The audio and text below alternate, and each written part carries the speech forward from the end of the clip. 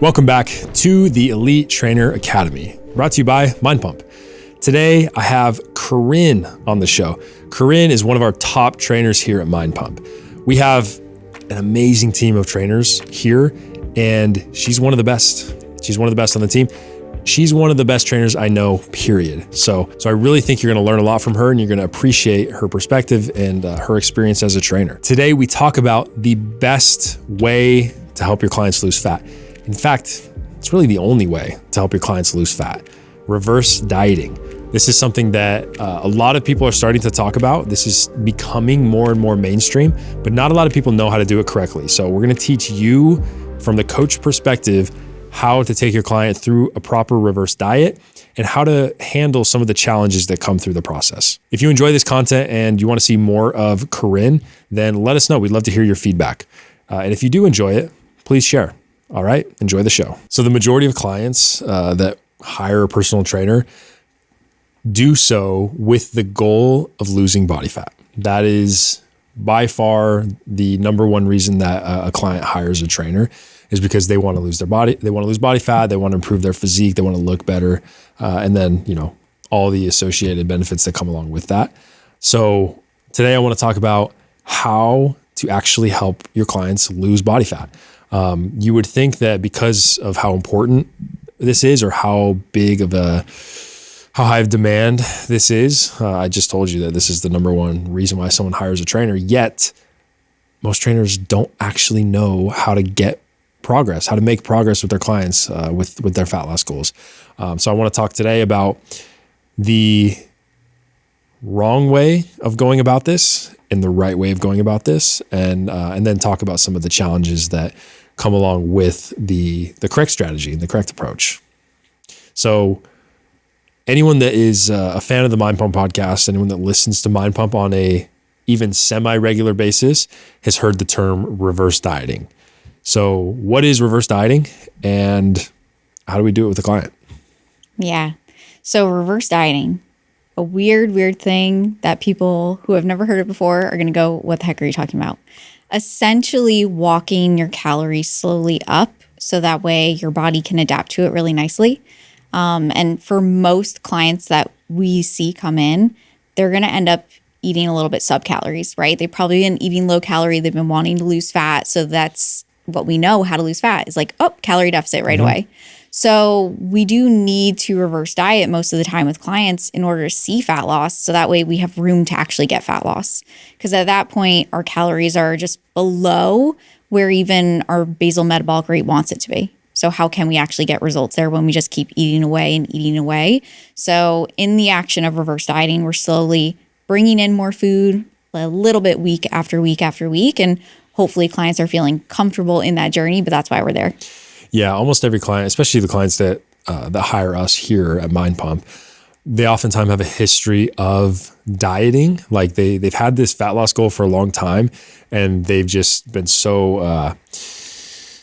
they've been taught that cutting calories equals fat loss, which is true, but there's so much more that goes into it.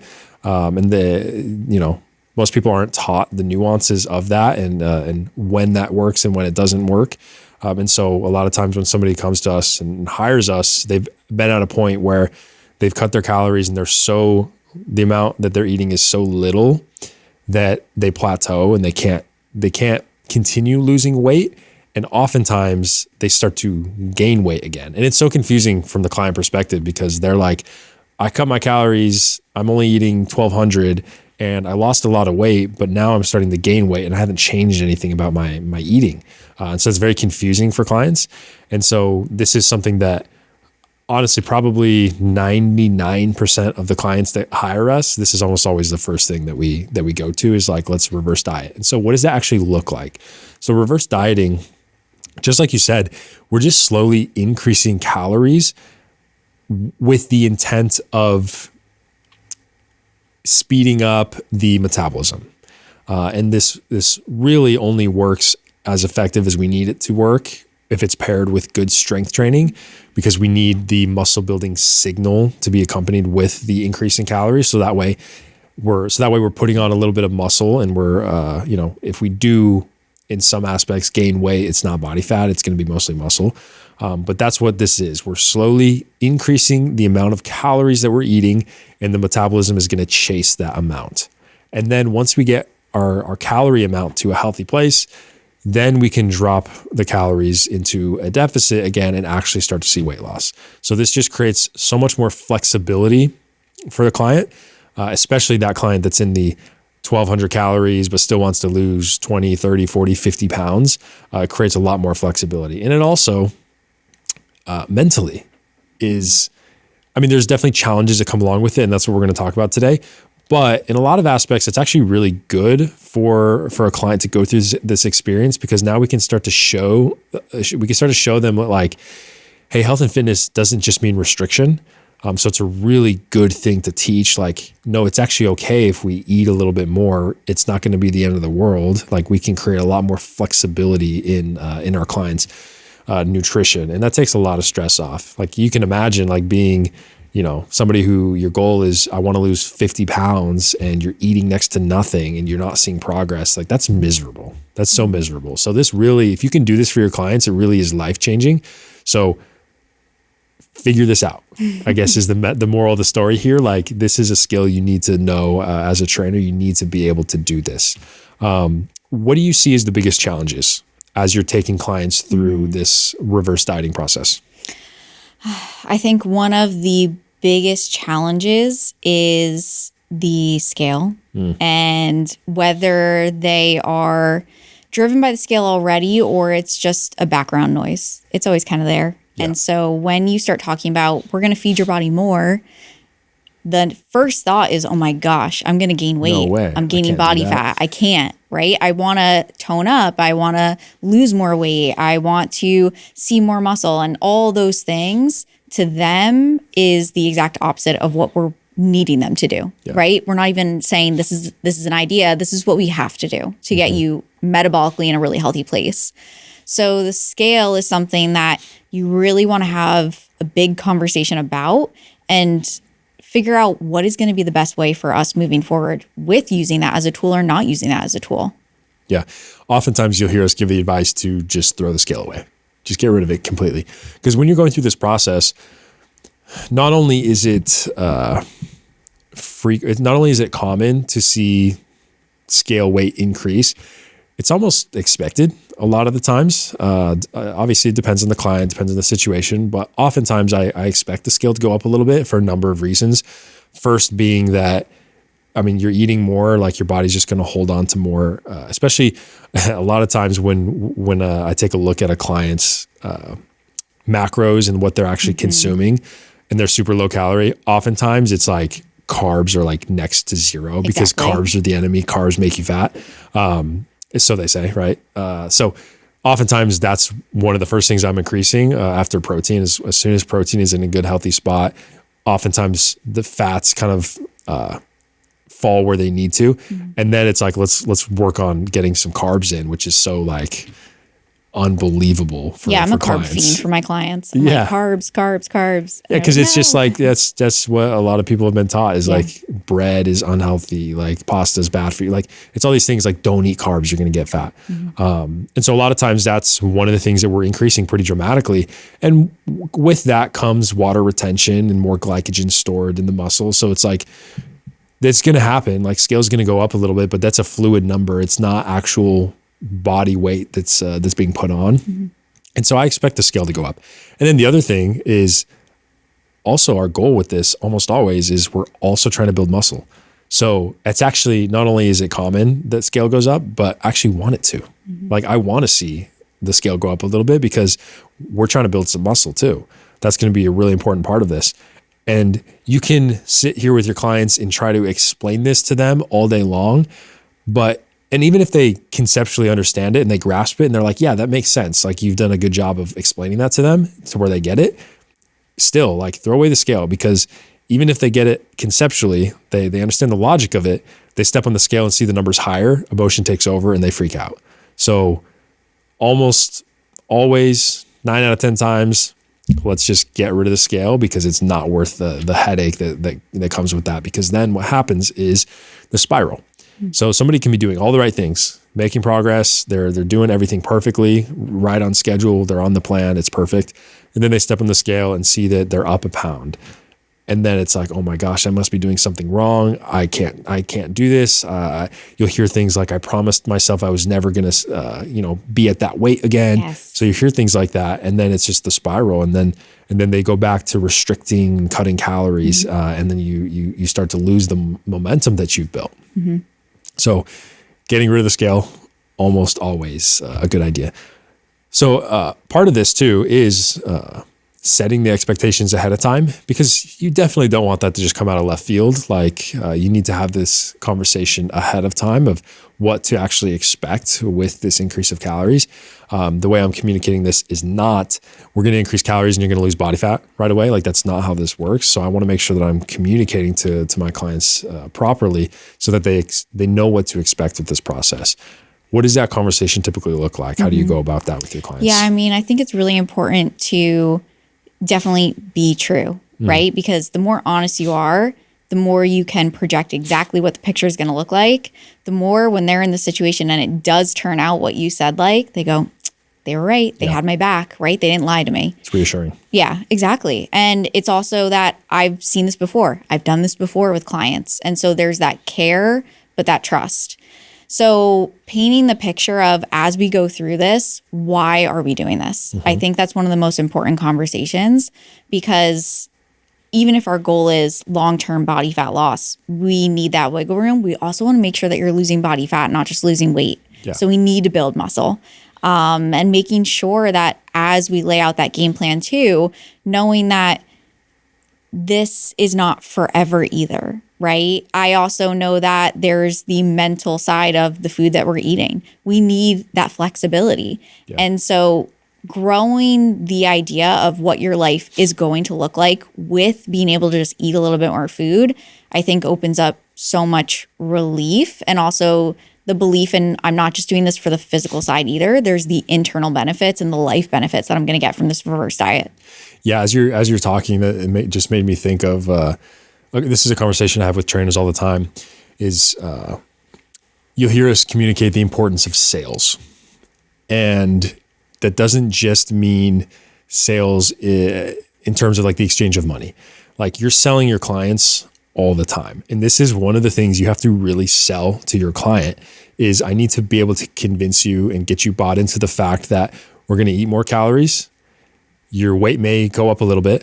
We're going to be building muscle. So that means clothes may fit differently. And so all that is very scary, but I need to be able to sell my client on the end result being, we're in a flexible place that we can eat more and not have to worry about gaining body fat and losing all our progress. And we have a healthy relationship with food, and we look and feel better. Like hormones are likely going to improve dramatically. We're probably going to fill a bunch of micronutrient deficiencies that we didn't even realize we had. So all these good things are going to happen. So I need to be able to sell my client at the beginning, before we start this process. I need to be able to sell them on how beneficial this is going to be for them and how important it is. But then all the way throughout the process, I need to constantly resell the process and keep them bought into it. So we talk so much about the importance of sales. Like this is what we're talking about. It's communicating in a way that you get buy-in and trust from your client. So extremely, extremely important.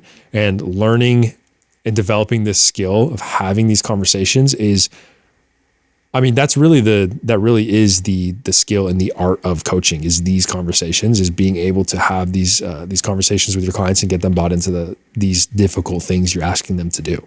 And then down the line, when it comes time to go into a calorie deficit and we're cutting calories, that's a whole nother set of conversations you're having, but still it's the ability to communicate in a way that you get buy-in and trust from your clients so that they stay consistent with the process. Another conversation that's really tough to have is throughout this process, when they do feel like they're going backwards, I'm eating the calories and I feel like I'm gaining body fat. And maybe they even have gained a little bit of body fat. That's not unheard of. Like that happens. How do you go about that conversation? How do we talk somebody off the ledge of wanting to go back the other way and cut calories again? Yeah, I look at it mostly from like two different sides. One of them is I do compare where they started with their calories to where we are. Because if you're taking someone, say we've gained 1-2% body fat, right? and we're eating 500-600 calories more, like tell me that's not progress. Right. Because when you go into a calorie deficit, that 1 to 2% body fat is coming off real fast. Mm-hmm. So like you just exponentially made your results that much easier. Yeah. So it's like, think about the work that you put in right now to how much you're being able to eat. When we go into fat loss, 1, you're going to lose it faster. 2, you're still going to be eating more than you were probably when you were maintaining your weight. So like that's always one piece I love to highlight. And then it's what other progress points have we measured? Like, are you stronger in the gym? Yep. How are your lifts feeling? How is your energy day to day? Do you have less inflammation? Do you wake up in less pain? Because those are things that people don't always equate to as progress. Right. But they're like major milestones when you're in your reverse diet. Talking about hormones, like how's your hair? How's your skin? Like all of those pieces, that's where it can all really change in that time frame. Yeah, this goes to the point that another thing that we talk about all the time with our trainers here and just generally on the Mind Pump podcast is building these small wins and shifting perspective of what success looks like. And if you can do a good job of this, of shifting what success looks like, you're going to be, your clients are going to be far more consistent and adherent to what you're talking about, because the physique and the physical changes that a client is looking for, the thing that they hired you for, it's just not going to happen right away. And so we need to set that expectation that it's not going to happen right away. But then through the process, the way that you're going to be able to best keep this client consistent with the process is shifting their focus away from that, away from the scale and the mirror and how they feel like they look, to these other things that are measurable, right? These things that we actually can see success very quickly. Things like our energy, our mood, strength in the gym. Like I'm going to focus all of our conversation on those things because I can measure those things and we can show immediate progress in that. And so it's much easier for a client if you're saying like, hey, look at all these things we're progressing in. It's much easier for them to understand like, oh, okay, I am moving in the right direction. And so we're creating these shorter feedback loops that are keeping them going the right direction. It's almost like if you have like a dog or an animal or something, and you're like leaving like the little snack trail. Like that's kind of what we're doing here, is like we're trying to kind of just slowly pull them along this path of getting to their goals the right way.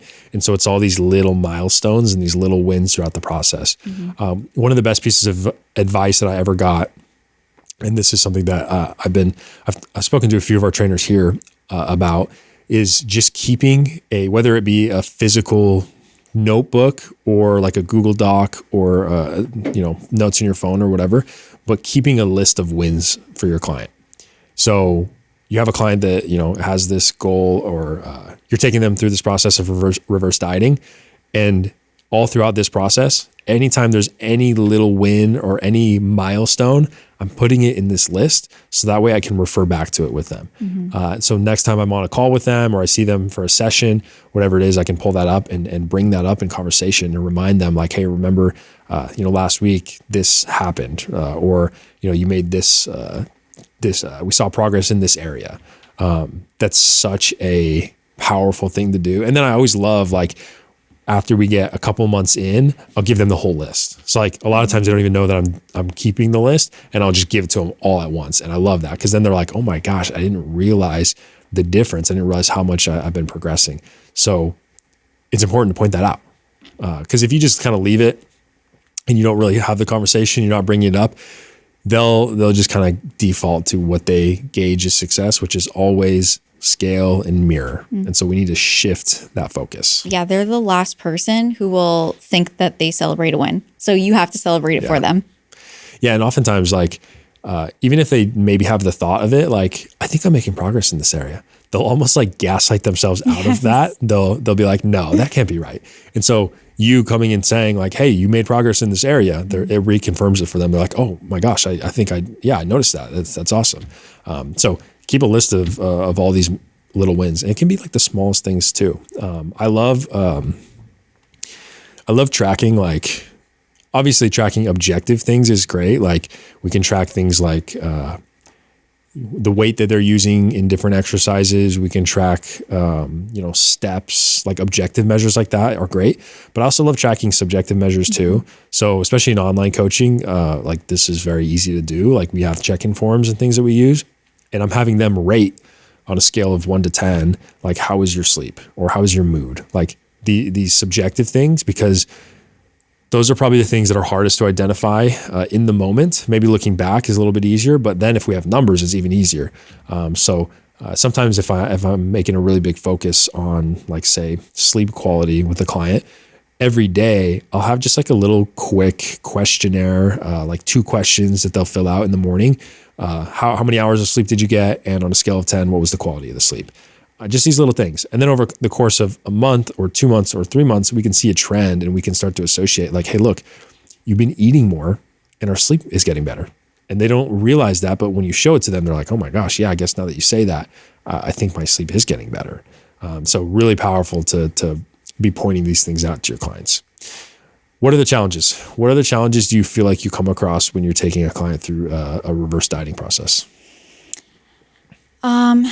Gosh, some really big challenges. I would say getting caught up in the aesthetics. Like, obviously that's a big one.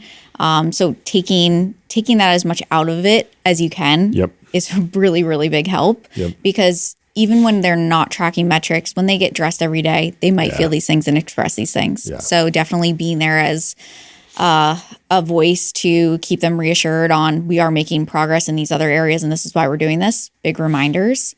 I also think some big challenges can be consistency. Like, there's times that I've had clients feel that now that they have the idea of being able to eat more, it's like, oh, the floodgates open, right? So keeping someone on track with knowing we're going to have better outcomes if we actually hit this closer on the nail on the head, like day to day, is a really big help. And then just the challenge of making sure that they see the vision of where you're trying to take them and having that faith through it. Yeah, that's it. And that's a constant conversation. It's always reminding them of where they started and where we're trying to go. Like, that's a constant conversation. To my earlier point, like, we're constantly selling this, like we're selling this to them. We're trying to create the buy-in, and a powerful way to do that is to remind them of what the ultimate goal is and what we're working towards. I want to bring up something too that helps with this, is that you don't always have to go through like the full process at one time. So I think that's an important thing to understand. I see a lot of new trainers as they're kind of introduced to this concept of reverse dieting. Like, we don't need to do it all in one go. Almost always you're going to have better success with just these periods and these phases where we're increasing calories, we're reversing, and then, we do like a maintenance or a diet break, or if they're in a good place, we do go into a short cut. And then we repeat that process. That's where you're going to get the best results. Like, especially if somebody wants to lose 20, 30, 50 plus pounds, it's not going to happen in one go. Like, we need to do these repeated periods where we're making a little bit of progress every time. And if this is the first time a client is introduced to the concept of reverse dieting and eating more, I typically will keep that first period pretty short, because number one, it's difficult. And so I want to build some good momentum through the process. And when they first start, it is going to be a little bit of white knuckling where they kind of just have to like willpower their way through. And so I'm relying on a lot of like external motivation to get them through it. But once I get them through that first period, they build some internal confidence and they see like, oh, this does work. And so I might only, that first reverse dieting period might only be, maybe it's 6 to 8 weeks of increasing calories. And then we do a quick 2-week cut, just so I can give them a little bit of like, hey, look, this process works. And then maybe the next time it's around the same period, or maybe I extend it, right? Maybe then we go 8 to 12 weeks of increasing calories, and then we do a 3-week cut or a 4-week cut. So there's no set or correct amount of time for this, I don't think. Like, I think it's just going to be different for every client, like depending on what they can handle and stay consistent with. Yeah. Have you found like kind of the same trend? Definitely. And again, it's going to be different for different people, right? But I also find that if you get them to a place where they're just more regulated, right? Everything's functioning well, and they have enough calories there, you can get them some movement, some results. And then they're so much more bought in. Yep. And then they're like excited about going from fat loss back into a reverse. Yep. They jump in, they're like, yes, I'm ready for this. I'm excited. And again, maybe it's a 6-week period. Maybe for someone who is a little bit leaner, who's going through a reverse diet, it's a longer process. What about feeling full? This is something I hear all the time from female clients that I work with. Yeah. And I feel like it's almost, it's a little bit later down the line. Like initially, most of the challenges are around what we talked about, which is like the mental struggles of the process and accepting the fact that they're going to eat more calories. Then once we kind of get through that a little bit, then it's like we get calories to a point where it's like, I don't know if I could eat anymore. It happens at different point for every client. But almost always it happens, especially with female clients where they're just like, I don't think I could eat any more than this. Yeah. How do you navigate that? A big thing I look at is actually food choices. Right. Because I do find a lot of females, we come from eating a lot of diet food. Right. Like we're just used to eating so high volume because one, we did eat low calorie and we needed to feel full. And then two, like we're just marketed that food. Give me examples of like, what does that look like? Okay. So like eating a lot of shredded lettuce, right? Yeah, You're eating a lot of berries versus bananas. Right. So being afraid of eating white rice.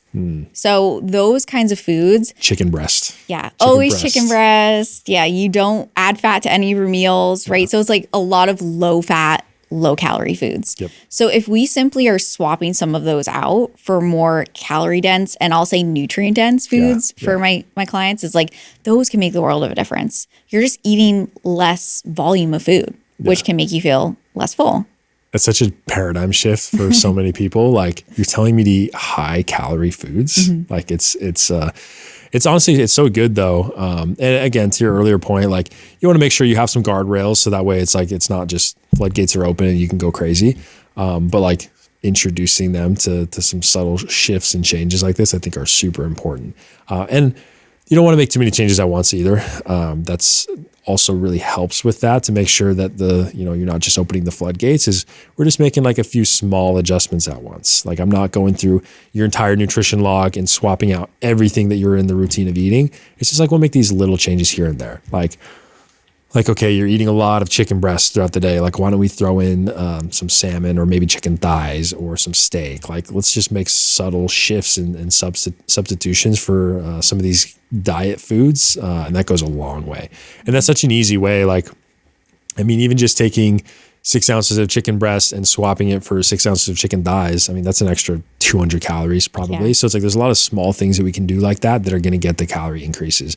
So explaining that and kind of painting that picture of what that actually looks like to a client can help a lot too. Because if I tell a client we're going to increase calories by 200 or 300 this week, a lot of times they're like, I don't even know how to do that. They just think more food, but sometimes it's just as simple as swapping something that we're already eating for something more calorie dense or nutrient dense, like you mentioned. Yeah, and it's funny when I sometimes even say we're going to increase by this amount of food, and they're like, "Oh my gosh, 150 calories," and I go, "It's going to be a rice cake and peanut butter." And I go, "Oh, that doesn't sound so bad." So like even putting it into terms of this is what it would look like in your day of what you eat can really change the way that they think about it too. Yeah, and the last thing I think I want to address here is protein through this process. Most important part of this process. We want to make sure we're getting adequate protein because, like I said earlier, major goal through this process is we're trying to build some muscle.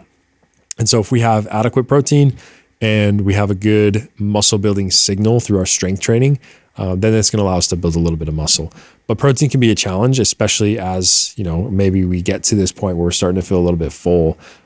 That's a tough thing for clients is like, man, I feel like I'm stuffing myself. And the thought of adding an extra 20 grams of protein sounds impossible. What have you found to help with that? One of my favorite hacks is having people drink bone broth. Really? Yeah. Because like 1 cup is like 10 grams of protein. So I find that like adding that in your day somehow, whether you cook your rice with it or you literally sip on it, it's not that hard. Or they add a little bit of bone broth protein powder to their coffee. Just like an easy way where they're not actually physically eating more food. They won't feel as full. And then of course, just looking at what protein servings they're doing too. If there's a time of day where we feel a little less full, it's like, okay, cool. Let's just up that serving a little bit and see what you can do there. I also am a big fan of powdered nut butter for extra protein. Really? And that's like a crazy weird food because it is kind of like a diet food. But that, if you powder and put that in something, you don't even notice, and it's like extra protein. I don't think I've ever heard anybody say that. Really? It's like 1 gram of fat and 6 grams of protein for a tablespoon. I'll have to try it. Yeah. I'll have to try it. Yeah, I love the idea of just finding little ways to add an extra few grams of protein here and there. I think that goes a long way. You can get pretty far with that.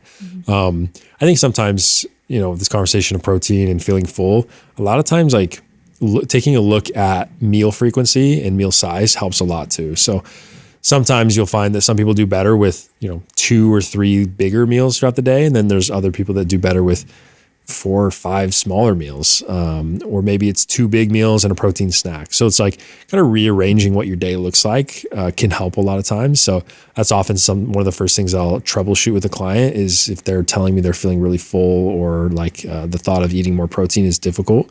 Then we'll audit like what that looks like how often you're eating, what time are you eating, how many calories are in each meal, how much protein is in each meal. Auditing that and rearranging that a lot of times can help. So figuring out what works best for each client. That's a great point because a lot of times people just like do what they are used to doing. Yes. They don't really change it or even think to change it. Whereas as soon as they start to eat more food, it's like the intermittent fasting thing. It's like if we're trying to fit all these calories in, it's really hard. You might feel uncomfortable. So if we look at the way that you rearrange your food, could easily make you feel better.